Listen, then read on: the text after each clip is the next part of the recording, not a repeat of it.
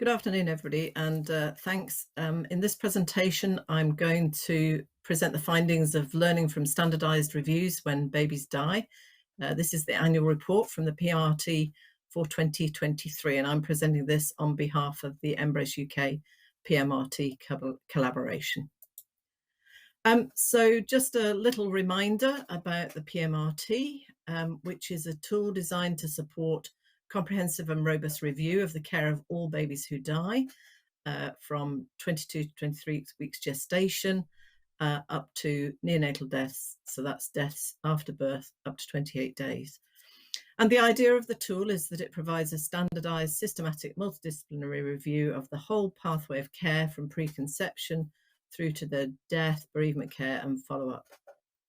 And importantly, as I discussed this morning, it requires the inclusion of parents' perspective in the review process and consideration of any questions they have, preferably finding out what those questions, or if they have questions or any concerns, ahead of the review being carried out. And just a reminder that for 90% of parents whose baby dies, the PMRT review is the only hospital review of their baby's care and death that will take place. So this is the annual report for 2023, and the full report, infographics, tables and related materials, including the slides from this presentation, will be available to download. The reports on the report page and the slides on the slides page. So just looking at the use of the PMRT over the period since it was launched in 2018 to 2022, which is the most recent full year's worth of data that we have, of course. And this shows that the proportion of a death where a review was started has increased from 2018 up to 2022, both for stillbirths and late miscarriages and neonatal deaths. So about 97% of stillbirths and late miscarriages, a review now starts. That doesn't mean to say the review is completed, but the review starts. And the same is true for 95% of neonatal deaths. And there is some variation between the four countries of the UK, with slightly greater proportions of stillbirths and neonatal deaths in England and neonatal deaths in Wales, and slightly smaller proportions of reviews being carried out in Scotland and Northern Ireland. So those are the data for 2022. The figures in the rest of the presentation relate to data from completed reviews. Those earlier data are about reviews started. These are now about reviews completed. So last year's report was the fourth report, and that coincided with the second year of the pandemic from March 21 to February 22, and there were 4,199 completed reviews reported in the fourth report. This year, the fifth report coincides with continuing pandemic-related challenges, so that we know that pregnant women continue to be sick with COVID-19 during this period, which was March 22 to February 23. There were substantial staff sicknesses, challenges within the service, and also towards the end of the year, the start of industrial action by NHS staff. So the review period that we're covering in this report is March 2022 to February 2023, when there were 4,111 completed reviews. So all the findings now that I'm going to present relate to those 4,111 completed reviews. So picking up on the topic of parent engagement, which is obviously paramount, and I hope I highlighted that in the presentation this morning. Parents whose babies have died have the greatest stake in understanding what happened and why their baby died. And mothers, importantly, are the only people who are present for the whole of the pregnancy and know about all the care that they've received. So engaging bereaved parents in the review process and including their views and their feedback concerning any concerns or questions they have about their care enhances the whole process of the review and ensures that from the outset, the review can address any questions or concerns they have about their care. And you'll remember from the presentation this morning, reviews carried out in 2019, that wasn't always the case. So we know that 95% of parents, their comments about their care was sought during this period. About half of those did not provide any comments. And it's not clear from what's provided, the information provided in the PMRT, whether they actually had no comments, or they never sent any comments back, or they were actually never approached. So what we have here are the percentages for the remaining half. So the 27% of the remaining 50% had specific questions about what happened and why. 23% had concerns about the management plans and the care they received. 14% had general questions, concerns about lack of information and issues to do with communication. 10% raised concerns about a staff approach and how care was given, and 17% had positive comments about the care they received and the staff who provided care for them. So quite a range of issues that parents are raising, but we know that that's only about 50% of parents, and we're not entirely clear what's happening with the other 50%. So these are just some illustrations of the comments and questions and concerns raised by parents, and also some positive comments. So why did they send me home when my blood pressure was high? The midwife advised me that it was normal for the baby's movements to slow down as the baby had less room. So this was a woman actually who was experiencing reduced fetal movements at the end of the 3rd trimester. Example of a very positive comment was that once we got the worst news of our life, we saw Professor again, and I can't explain how much that meant to us. He came along to explain why he felt this had happened and to say sorry, how sorry he was. This is something I will always remember.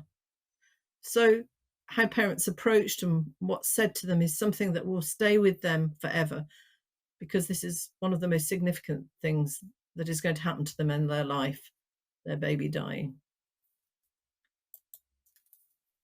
So engaging parents in reviews is not easy, and we know that it's not easy. And for this reason, we provide engagement resources on the PMRT website. And we carried out a recent survey to find out how and whether the engagement materials are useful and being used. And the majority of respondents indicated that they do use the resources, and some indeed have improved them. And we have the findings of that survey to download on the website. We're also planning in the future to translate the materials we have. We're going to review them in light of the survey findings and then to translate them into the most commonly used languages where women require interpreter services. So we hope that this will help trusts and health boards improve the engagement with parents whose English is not their first language and or they don't speak English at all. The second key issue to how reviews are carried out is that multidisciplinary review is essential. And again, this was highlighted in the presentation I gave this morning. The findings this year compared to the findings last year, which is what you can see on the right-hand side, are that things are generally moving in the right direction. So only 10% of reviews are now carried out by 3 or fewer individuals. And that's down from 15%. Again, the number is not absolutely the measure of a multidisciplinary review, the number of staff members present, but you cannot possibly have all the relevant staff present if there are 3 or fewer people. Neonatal nurses being present for the review of neonatal deaths, again, has increased. The number of neonatologists present for the review of a neonatal death is about the same. Administrative support to reduce the burden of carrying out the reviews, which we know do take some considerable time. That's improved slightly. Risk management, having risk managers and governance team members present to ensure that findings are translated into practice. The proportions have stayed about the same. And we were heartened to see that external panel members being present has increased from 34% to 45%. So things are moving in the right direction in terms of the composition of the groups who carry out reviews. So what is being found? What are the findings now from the reviews? So overall, about 19 out of 20 reviews identified areas for improvement. So that's 95% of reviews identified areas for improvement. Now, that doesn't mean that all of them were relevant to the death. It might sound like a lot, but it's heartening that that review panels are being sufficiently self-critical of their care to identify areas for improvement. About 4 out of 20 reviews identified at least one issue with care that may have made a difference to the outcome for the baby. So that's 20%, and that's an increase from 3 out of 20 reviews. So again, our interpretation of that is that the sort of self-critical reflection of care has increased over time, and now issues are being identified that may have made a difference, and for which improvements in services can be made.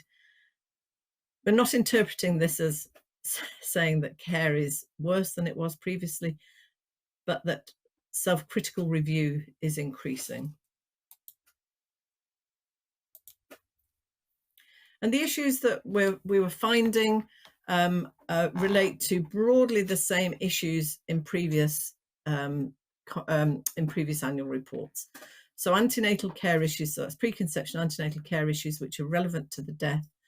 These proportions are largely the same as in the report last year, and they centre around inadequate growth surveillance, management of significant medical, surgical or social problems, and inadequate investigation and management of reduced fetal movements.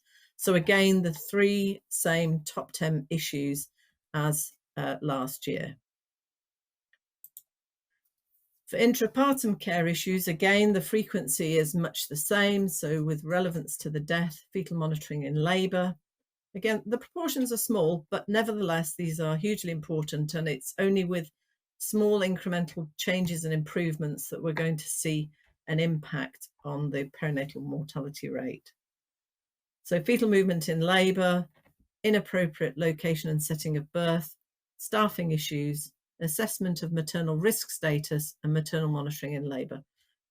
4 of those were highlighted in last year's report. The inappropriate location and setting of birth has now figured more highly, and it appears in the list. That wasn't there previously.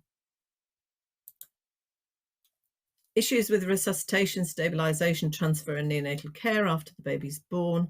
The proportions have, the frequency of these being identified, the proportions have doubled.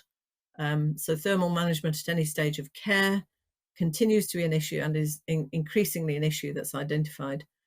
Documentation at any stage of care is an issue for all stages of care, but particularly with resuscitation, stabilisation, transfer and neonatal care, because of course different settings are involved, and respiratory management during resuscitation, all highlighted as last year, but with increasing proportions.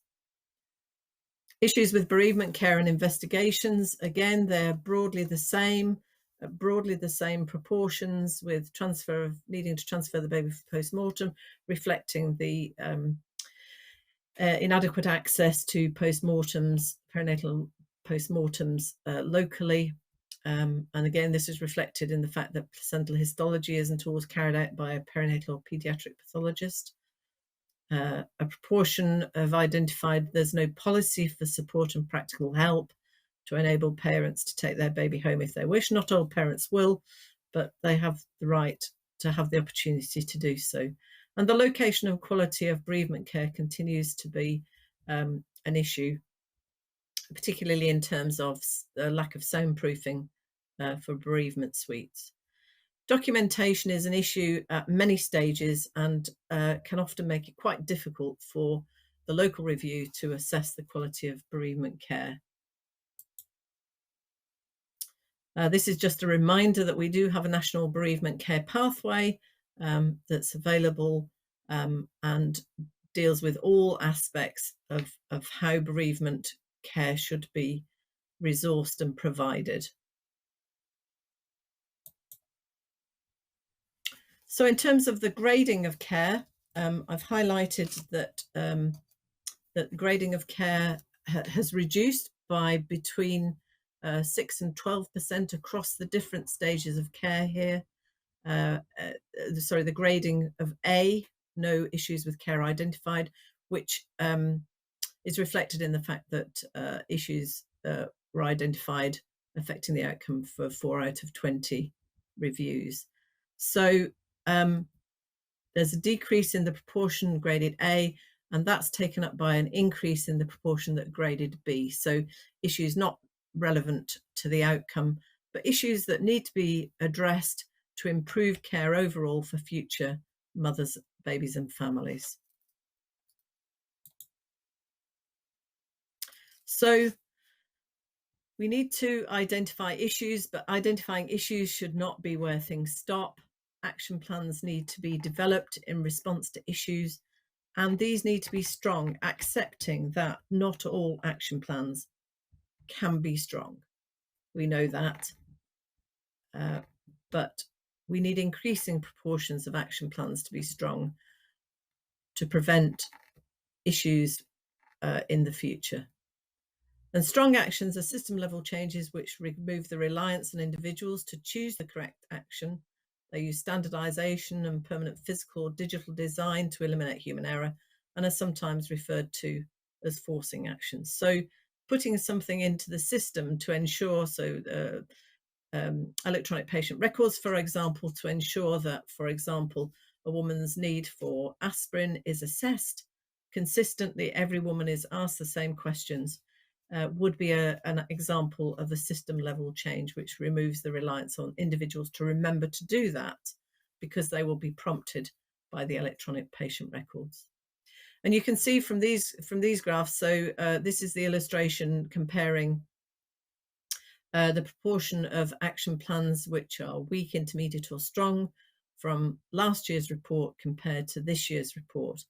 And you can see I've highlighted that the proportion of action plans which are weak have reduced, and it's good to see that over time the proportion of weak actions are reducing over time. So now 50% of actions are either intermediate or strong. So again, moving in the right direction. So in summary, the point of conducting a review using the PMRT is not to find fault or blame, but to find answers where possible for parents about why their babies died. And this is important for several reasons, not least of which to support future pregnancy planning. And in the course of carrying out reviews and looking at review findings overall within trusts, we can learn wider lessons to prevent future adverse events and support service quality improvements. So parent engagement is critical to this process. We have to remember that parents should be at the centre of the review process, and there is room for improvement in terms of parent engagement. But despite the ongoing service challenges, for the majority of deaths, a review was started, although not all reviews are completed when they're started. And despite service challenges, the composition of multidisciplinary team meetings is improving, although again, there is still room for improvement there. But it is heartening to see that all these things are slowly and incrementally improving over time. The issues relevant to deaths at all stages of care remain largely the same as in previous years. So again, we need to highlight these and ensure that improvement activities focus on these different stages, the different stages of care, and the different issues that are identified as being relevant to the outcome. And you can do that locally with the issues identified in your local reviews. You can generate summaries of all the reviews that are carried out in a period of time to highlight which ones are the recurring issues in your trust or health board. And together with these annual report findings that are the national findings, that can provide a basis for the prioritisation of quality improvement activities and where resources should be focused. You need to be looking to see whether or not the same issues keep coming up time after time, and whether why they're still coming up time after time in your trust or health board, and using the information from these reviews to leverage funding to for the quality improvement activities that are required.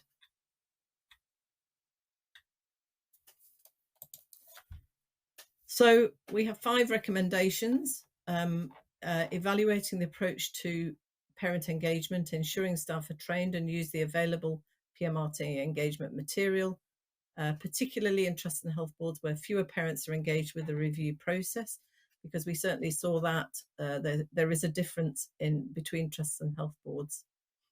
And these are actions for trust and health boards, staff caring for bereaved parents, service commissioners.